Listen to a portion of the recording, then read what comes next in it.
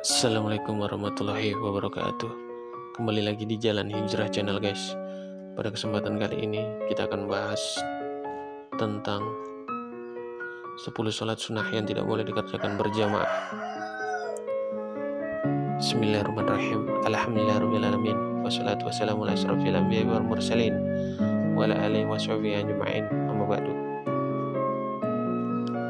Segala puji bagi Allah, Tuhan semesta alam, rahman dan keselamatan semoga terlimpah atas paling mulianya Nabi dan Rasul, juga atas keluarga dan para sahabat, serta kepada yang mengikuti mereka dalam kebenaran sampai hari kiamat adapun setelahnya.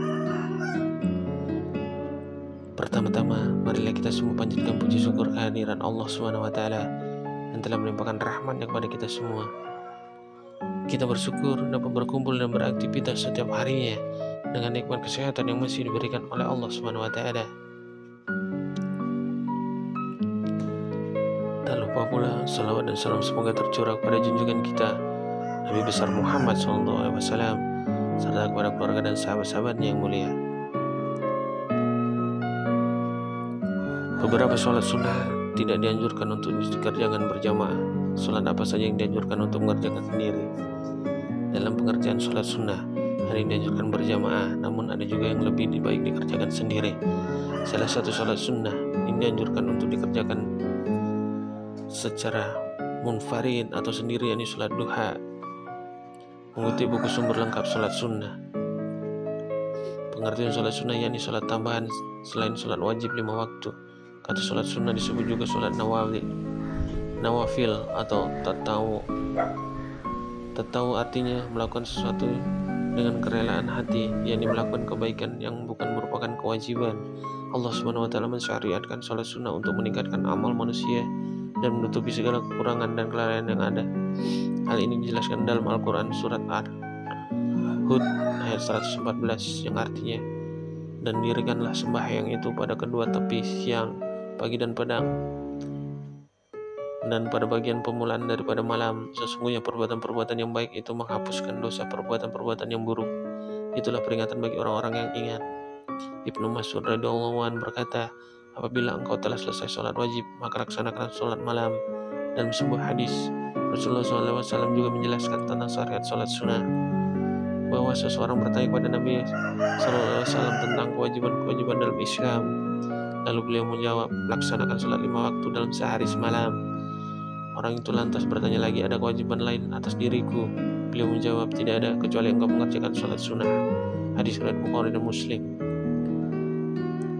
Ada banyak sholat sunnah yang bisa dikerjakan seorang muslim, namun beberapa sholat tersebut dianjurkan untuk dikerjakan sendiri. Mengutip kitab Fiqh Ibadat Ilmiah, berikut beberapa sholat sunnah yang tidak dianjurkan berjamaah. Yang pertama, sholat duha. Hukum sholat duha merupakan sunnah muqaddah. Sebuah hadis yang diriwayatkan dari Abu Darda radhiyallahu anhu berkata, kekasihku Rasulullah SAW memberiku wasiat 3 hal yang tidak akan aku tinggalkan selama aku masih hidup, yakni berpuasa 3 hari setiap bulan, sholat duha, dan aku tidak tidur sebelum melakukan sholat witir. Hadis riwayat Muslim. Yang kedua, sholat al-wabin. Al-wabin artinya ialah orang-orang yang kembali kepada Allah SWT. Sholat ini dikerjakan karena seorang lalai ketika melakukan kegiatan. Sholat al-wabin disebut juga sholat ghafah.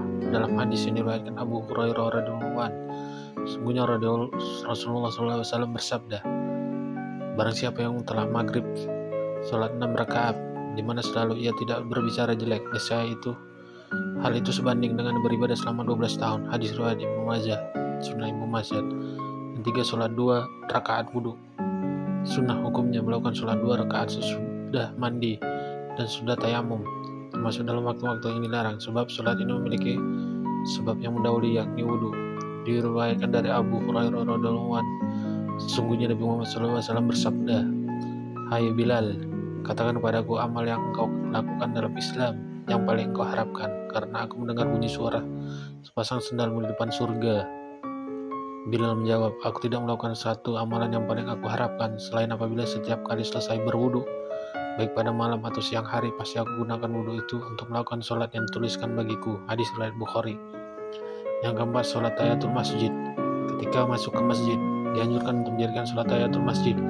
Rasulullah SAW menganjurkan untuk mendirikan sholat ini sebanyak 2 rakaat. Diuraikan dari Abu Qatadah radhiyallahu anhu bersabda, jika salah seorang kalian masuk masjid, maka janganlah ia duduk sebelum sholat 2 rakaat. Hadis riwayat Muslim. Yang kelima, sholat tasbih. Selanjutnya ada sholat tasbih yang menjadi sholat sunnah yang dianjurkan dikerjakan sendiri. Sholat ini terdiri dari 4 rakaat dengan bertasbih sebanyak 3 kali. Itulah sebabnya sholat ini disebut dengan sholat tasbih. Yang keenam, sholat istiqoroh. Sholat ini bisa dikerjakan bagi seorang muslim yang sedang bimbang menentukan pilihan atau menginginkan petunjuk atau suatu urusan. Sholat ini dapat dilakukan sebanyak 2 rakaat dengan yang istiqoroh atau meminta pilihan terbaik. Yang ketujuh, sholat hajat. Sholat hajat dilakukan ketika memiliki keperluan kepada Allah Subhanahu wa Ta'ala atau kepada seseorang dari manusia. Sholat ini disertai dengan berdoa kepada Allah Subhanahu wa Ta'ala. Yang ke-8, sholat 2 rakaat ihram. Sholat sunat ini dikerjakan sebelum melaksanakan haji dan umrah. Yang ke-9, sholat 2 rakaat tawaf. Sholat sunnah ini dikerjakan sudah tawaf. Yang ke-10, sholat tawafu. Sholat tawafu adalah sholat sunnah mutlak yang tidak terikat dengan waktu atau sebab. Sholat ini tidak ada batasnya dan juga tidak ada jumlah rakaatnya sendiri. Sebagaimana Aisyah radhiyallahu anha mengatakan, Rasulullah SAW biasa sholat malam 13 rakaat. 5 diantaranya beliau sholat witir. Beliau hanya duduk pada rakaat yang terakhir. Hadis riwayat Muslim. Assalamualaikum warahmatullahi wabarakatuh.